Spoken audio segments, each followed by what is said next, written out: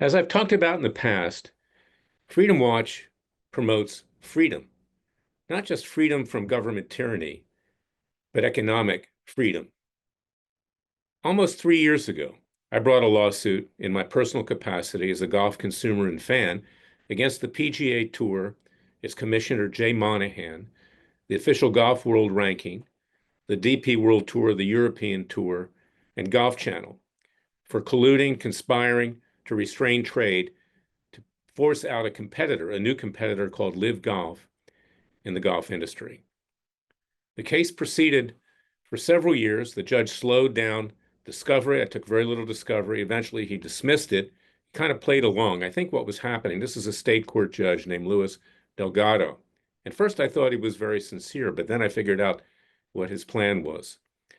He was fearful that because the alleged competitive conduct involved Tiger Woods and others, and because the law firms that were opposing me are very powerful, large law firms, thousands of lawyers, could influence his potential nomination to be a federal judge. This is what I surmise, that he slowed everything down, and eventually he dismissed the case. Well, the matter is up on appeal, and I've also filed another complaint for fraud on the court, where I've named the judge as a defendant participating in this fraud. And it shows you that corruption goes far and wide in the legal system. Lawfare. It tells you that our legal system is corrupt top to bottom in many respects. And although most of the judges in the court in Palm Beach are very good, and I admire them, and they're fair, this judge has not proven to be the case. In addition, I'm pursuing other legal avenues of relief. But this is something which is important. I want you to follow it and to go to freedomwatchusa.org. Now, one of the ways that the PGA Tour and Tiger Woods and Rory McIlroy, powerful, famous golfers, sought to destroy Live was to say, well, its product is no good, team competition sucks, and nobody's ever going to want to participate in that because Live was the first entity to allow for golf teams to participate. In other words, groups of players would not only compete individually for tournament wins and championships, but their team would compete. Well, now, this evening, sure enough, Woods and McIlroy and the whole bunch of anti-competitive actors have their own team competition called TGL. It's actually going to be on ESPN at 9 p.m. Eastern tonight. And interestingly enough as well, and it tells you the intentions, is that the contracts that they entered into with PGA Tour players, top of the line players to play in this team competition, have reportedly had exclusionary provisions where they could not compete on Live. Well, golfers are independent contractors. They should be able to compete on a number of different leagues. In fact, they have historically. But the PGA Tour is corrupt top to bottom. Its commissioner, Jay Monahan, takes $23 million as a 501c6 nonprofit corporation out of the PGA Tour every year.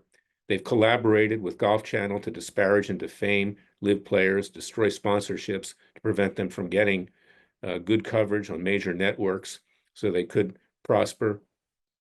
But this is an example of the abuse of our legal system. And I want you to know about it because it's far and wide. And it's something that we at Freedom Watch combat every single day.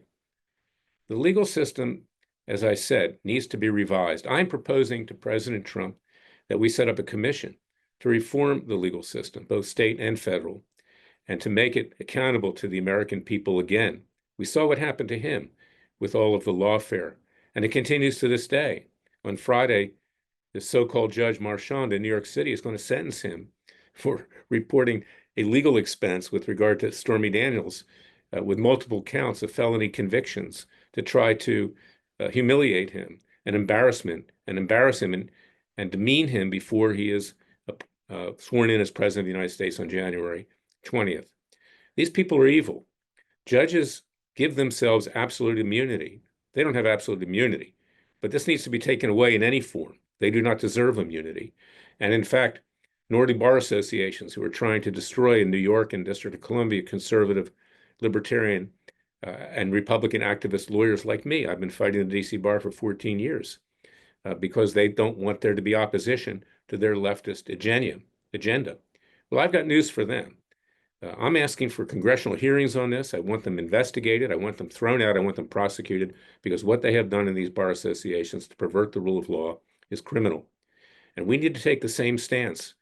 And the same way that Elon Musk and Vivek Ramaswamy have a, in fact, a committee or whatever they put together to streamline government in terms of waste, we should have the same thing with regard to reforming the legal system, which we now see is an absolute abortion.